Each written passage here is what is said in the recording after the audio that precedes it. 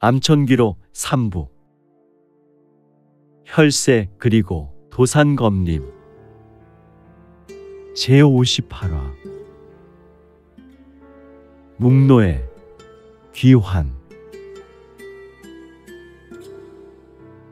장안성 외곽 남문에서 시골이 떨어진 산허리. 바람이 정체되어 있고 안개는 고요히 길을 감싸고 있었다. 하지만 그 고요함 속으로 걸음 소리가 점점 가까워졌다. 집. 땅을 밟는 것은 단 한 명의 인물. 허리춤에 칼자루 하나, 흑의에 골륜 백발 장로. 골륜 금곡사관의 제구대 후계자 당대 적하도인이었다. 그의 등 뒤엔 낡은 고서 하나와 비단의 감싼 검 한 자루가 있었다. 그것은 바로 묵노검. 바로 대골륜파를 상징하는 검으로 오직 당대 골륜검만이 이 검을 소유할 수 있었다. 아무튼 이 검은 유성문이 사라진 후 무림명의 도움으로 상인 편에 맡겨졌고 골륜으로 돌아와 골륜산 금곡의 검결보관소에 봉인되어 있었다. 다만 성문이 돌아오거나 아니면 그의 사후가 결정되면 당대 적하의 수련과 도통으로 이어질 것이다. 지금 그는 묵노를 다시 골륜의 대표 검객에게 되돌리기 위해 직접 장안에 입성하고 있었다. 이 적하는 과거 유성문의 스승이었던 적하도인의 숭고한 정신을 이어받아 도 또한 대대로 전승되었고 골륜파 내에서도 단 한 명만이 존재할 수 있는 1인 전승사관의 길을 걷는 자였다. 그가 선택한 자는 곧 묵노를 쥘 자이며 동시에 기억을 가진 골륜의 문을 여는 자. 그것은 당대 적하도인의 사조 유성문이었다. 해질녘 장안성 동북 외곽 낡은 객점 정무루의 안. 적하도인은 담담히 자리에 앉아 황차한 잔을 조용히 음미하고 있었다. 그의 시선은 창밖의 하늘에 머물러 있었다. 마지막이 될지도 모르지. 그가 조용히 중얼한 순간 씩. 공기의 흐름이 바뀌었다. 조용하던 여관의 문이 저절로 닫히고 초가 위에 기왓장이 부서지는 세미한 소리가 났다. 그리고 그 다음 순간 동살문의 이름으로 골륜 금곡사관을 참아라. 객점의 지붕이 폭발하듯 무너졌다. 7명의 흑의 살수. 그들은 그림자처럼 벽과 천장, 바닥에서 동시에 나타났고 초식은 일제히 오로지 한 사람을 상대하는 암살형 무공인 사방살진의 구조로 전개되었다. 그것은 1.연계 기법으로 단 하나의 빈틈도 없이 적하를 둘러싸는 포진, 단숨의 끝을 내겠다는 각오였다. 그러나 적하는 미간을 찌푸렸다. 그가 황차를 천천히 내려놓는 순간 팔꿈치가 탁자를 스쳤고 그것만으로도 주위 공간이 교묘하게 뒤틀렸다. 금곡 제11조식. 무문은 겁진. 순간 공간이 뒤집히며 7명의 살수 중 3명이 튕겨나갔다. 기류를 완벽히 조작해 공간을 왜곡시켜 암살자의 위치를 한 박자 늦게 만드는 검진과 회피무공. 이 미쳤. 동살문 장살수 한 명이 악을 쓰며 칼을 휘둘렀다. 하지만 그 순간 적하의 눈빛이 차갑게 빛났다. 허허. 그의 인자한 미소를 금세 사라졌던 것이다. 너희의 살기는 1점 집중형. 단일 대상을 배려는 맹렬한 혼기지. 하지만 그는 허리를 돌리지도 않고 단지 손끝으로 허공에 선을 하나 그었다. 슉. 그림자 하나가 허공을 가르며 정확히 목을 향해 베어들었다. 하지만 기습하던 한 살수가 화들짝 놀라며 순간적으로 뒤로 퉁겨지며 칼을 놓쳤다. 이게 무슨 다른 살수가 비명을 지를 틈도 없이 적하가 마침내 검을 뽑았다. 카 묵노검. 그 검씨는 빛을 반사하지 않았다. 세상의 모든 색을 빨아들인 듯한 검은 칼날. 그 위에는 작은 무게자가 있었다. 묵노의 첫 검시. 진원 개영. 그 순간 공간이 멈췄다. 객점 내부의 모든 움직임이 멈춘 듯 보였고 다음 순간 쾅 모든 벽과 바닥이 동시에 부서지며 검풍이 파도처럼 퍼졌다. 그것은 검기가 아니었다. 의지로 베는 칼. 혼을 진압하고 그림자를 가르는 묵노의 첫 진검이었다. 단 세 호흡이 지나고 모든 동살문 살수들이 바닥에 피를 흘리며 쓰러졌다. 이게 도대체... 바깥에서 객점으로 들어오던 한 행상이 그 광경을 보고 숨을 삼켰다. 적하는 칼을 다시 칼집에 꽂으며 말했다. 묵노는 혼을 잊은 자의 검이 아니다. 혼을 되찾는 자의 검이 될 것이다. 그는 피로 물든 객점 안에 홀로 섰고 그 시선은 북쪽 장안의 성문을 향해 있었다.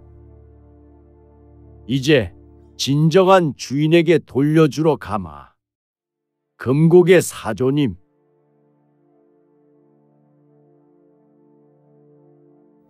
흑인의 어둠 그리고 붉은 칼날의 돌파. 해가 저문 직후 장안성 외곽 옛 성곽의 돌계단길. 적하도인은 조용히 길을 걸었다. 허리에 묵노를 찬 채 그는 마치 사찰의 수행승처럼 고요하고 맑은 호흡으로 발을 내딛고 있었다. 그러나 그의 귀는 주변의 미세한 소리도 예의주시하고 있었다. 스스스스스스스. 들풀이 일렁이는데 바람이 없다. 까마귀조차 날지 않는 공간. 침묵의 무게가 비정상적으로 무거웠다. 도 온 것인가? 적하가 멈추었다. 낡은 벽돌 성곽의 그림자 너머 하나둘씩 등장하는 검은 형상들. 검은 두건, 검은 옷, 검은 가죽의 망토. 그들의 얼굴은 짙은 무의 문양으로 덮여 있었고 손에 들린 것은 칼이 아니라 피로 칠해진 부적과 뼈처럼 보이는 단검. 이런 상대에게 위협을 주기 위해 피칠한 검을. 흑인무. 중원의 3대 살수천 흑인. 중원 북방 2단 기억과 혼을 베는 자들. 그들은 살육이 아니라 증발을 행하는 자들이며 가장 두려운 점은 그들의 존재조차 누군가의 기억에서 사라지게 만드는 기이한 힘이었다. 흐흐흐흐. 묵노는 우리 것이다. 가장 앞에 흑인 무사가 말했다. 그 목소리는 음영이 두 겹 겹쳐진 듯 어긋났고 그 입에서 검은 연기가 스멀스멀 흘러나왔다. 적하는 허리에 묵노의 손을 올리지 않았다. 다만 여유롭게 그는 조용히 말했다. 진정 강자의 여유인가? 기억을 베는 자들이요. 이 검은 너희 손에 닿으면 그 순간 너희 존재도 함께 사라진다. 그러나 그 경고는 무시되었다. 후우우우. 공기가 진하게 울었다. 갑자기 적하의 시야에 30명이 넘는 흑인무가 일제히 공간을 찢고 나타났다. 그들은 공간을 걷는 자들이었다. 그림자를 발판 삼아 벽과 나무, 하늘과 땅의 틈을 짓밟고 이동하는 자들. 혼의 질을 펼쳐라. 먼저 날아든 것은 5개의 붉은 연주 부적이었다. 그 안에는 홀령을 묶는 북방의 금원술이 담겨 있었고 순식간에 적하를 중심으로 마치 홀령의 족쇄처럼 둥글게 둘러쌌다. 쯧. 적하는 검을 뽑지 않았다. 그는 손가락으로 한 획을 그었다. 금곡 진법 제15초 헌광 세계. 번쩍. 그 순간 그의 몸을 중심으로 수백 개의 금선이 바닥에서 튀어오르듯 일어섰고 5개의 부적은 불에 타듯 증발했다. 그러나 진정한 공격은 그 뒤였다. 지금이다.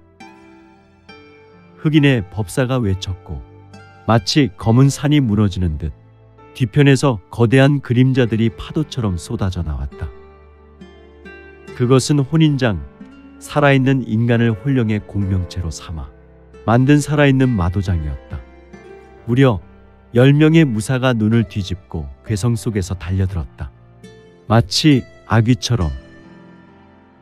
이것들이 아직도 사람의 육체를. 적하의 얼굴이 일그러졌다.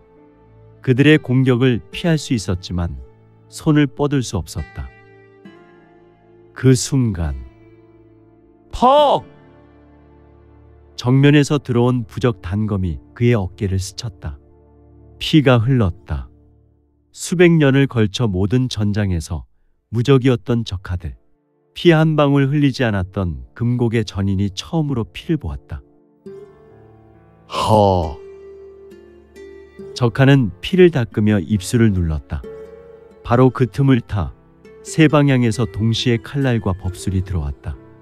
이젠 묵노를 꺼내야 할 상황. 묵노 허락하겠느냐?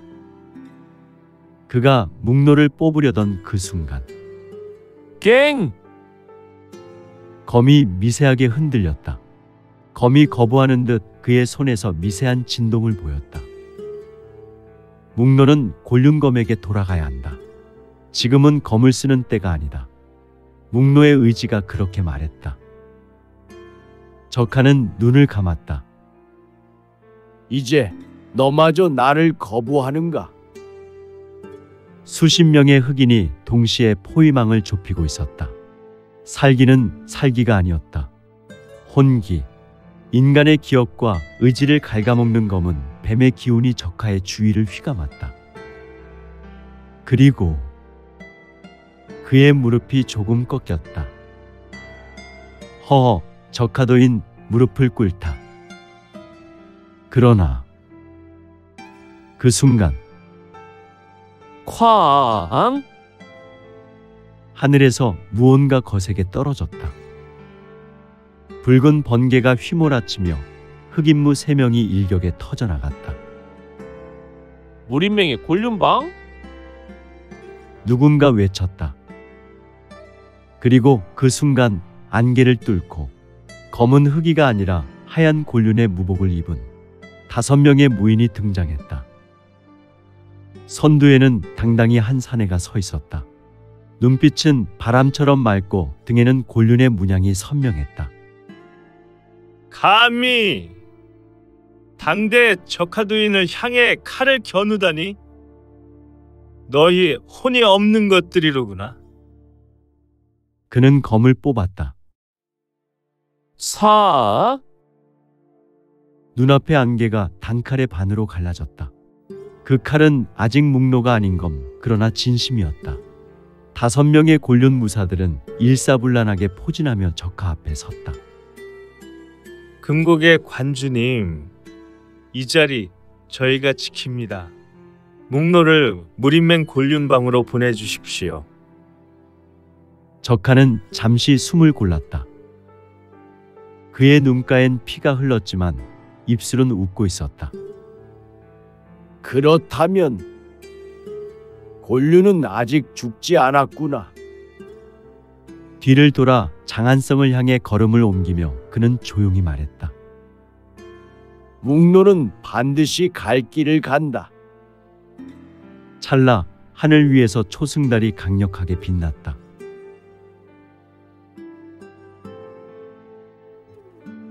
검의 주인이 돌아오고 하늘이 흔들리다. 재림지검. 장안성 북문 앞. 저물녘의 붉은 하늘 아래 온 하늘이 무겁게 드리워 있었다. 찢긴 옷자락에서 핏방울이 떨어졌고 그 피는 말라붙은 흙 위에 흡수되며 어둡게 번져갔다. 적하도인. 그는 수십 년을 봉인된 묵노검을 지키기 위해 살아왔고 수백 년의 수련으로 완성된 금곡사관 무공의 정점이라 불리는 존재. 지금 그는 자신이 생명처럼 여겼던 사조 유성문에게 묵노를 다시 돌려주기 위해 무림맹 곤륜방을 향해 걷고 있었다. 그러나 너의 걸음은 거기까지다. 마치 안개처럼 나타난 그림자. 탁, 탁. 10여 명의 살수가 적하의 앞을 막아섰다. 동살문의 검객이 아니었다.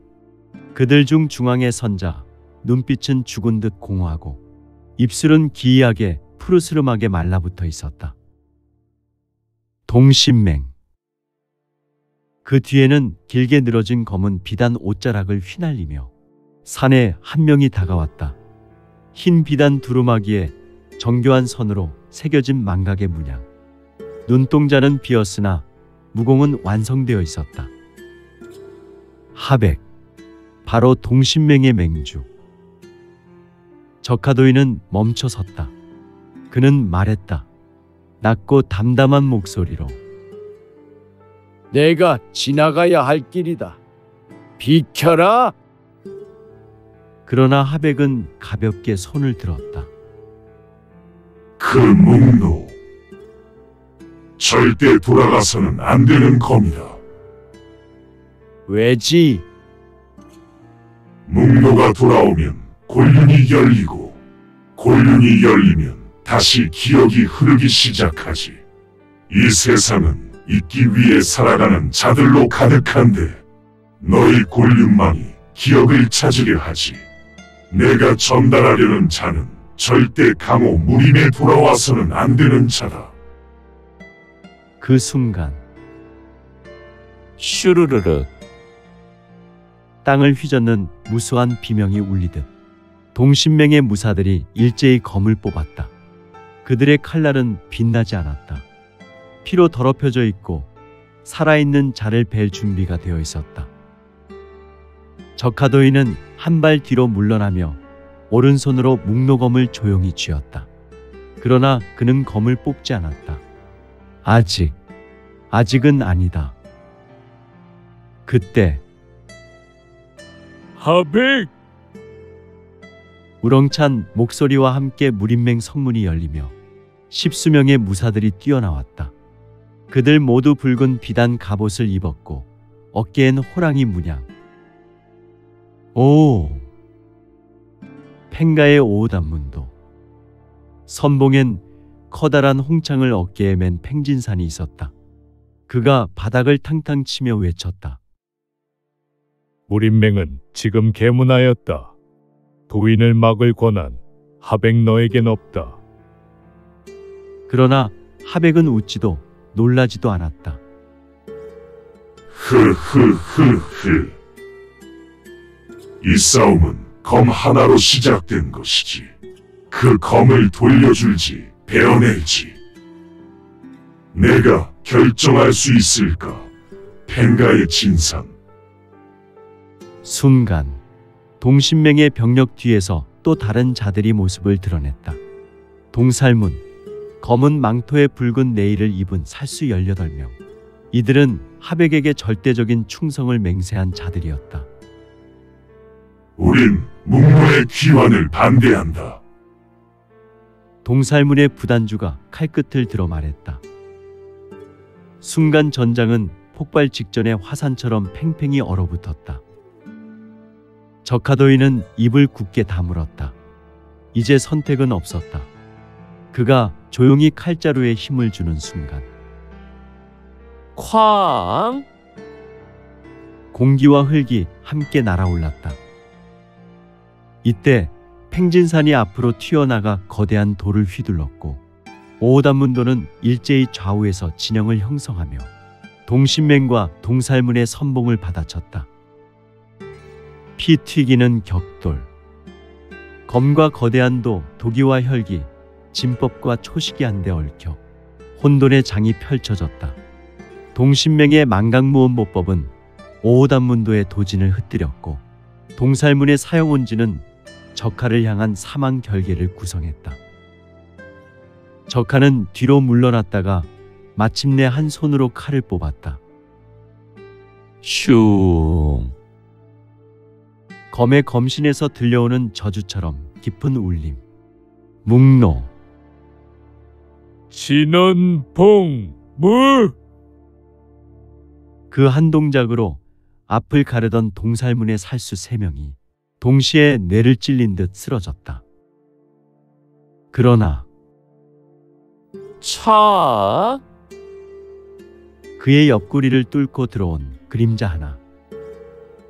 동신명의 만강무사가 날린 음습한 단도가 적하의 옆구리를 찔렀다. 그 그 순간 적하의 신형이 흔들렸다. 그를 향해 모든 검이 들어오는 찰나. 이때 전장을 가르는 진한 울림. 그만둬라. 이 목소리는 하늘을 가른다. 검은 그림자 하나가 적하의 앞에 떨어졌다. 바람이 멈췄고 빛이 갈라졌다. 아, 유성문. 그의 눈빛은 예리하게 빛나고 있었다. 그는 한 손으로 적하를 붙잡아 일으키고 다른 손으로 자신의 몸 안에서 천천히 피어나는 기운을 가다듬었다. 하백이 말했다. 드디어 등장했군. 이게 얼마만인가? 천마산맥 비검동에서 본 이후 처음이군. 유성문은 대답하지 않았다. 단지 한 걸음을 앞으로 내디뎠다. 두 사람 사이 하늘과 땅이 찢어졌다. 천신과도 같은 무공. 하백은 망각의 파문을 펼쳤고 유성문은 불사진기를 일으켰고 혈천의 각성을 도인했다. 서로의 손끝이 맞닿는 순간 팟. 하늘이 붉게 일렁이며 하백의 검끝이 유성문의 가슴을 찔렀고 유성문은 허리를 뒤로 꺾이며 피를 토했다. 그러나 동시에 하백이 움찔했다. 또한 경악했다. 유성문의 피와 함께 하백의 몸 안에 봉인되어 있던 혈천비경의 파편이 튀어나오며 거꾸로 유성문의 몸에 흡수되었다. 하백의 얼굴이 일그러졌다. 그럴 리가. 내가 하늘의 자격을 갖춘 자였단 말이냐.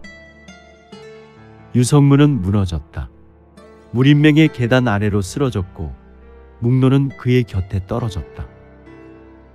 그를 감싸며 모든 소리와 바람이 멎었다. 이제 묵노는 돌아왔고 주인은 피를 흘리며 그 곁에 누워 있었다. 정녕 세상은 다시 곤륜의 문이 열릴 날을 기다리고 있었단 말인가.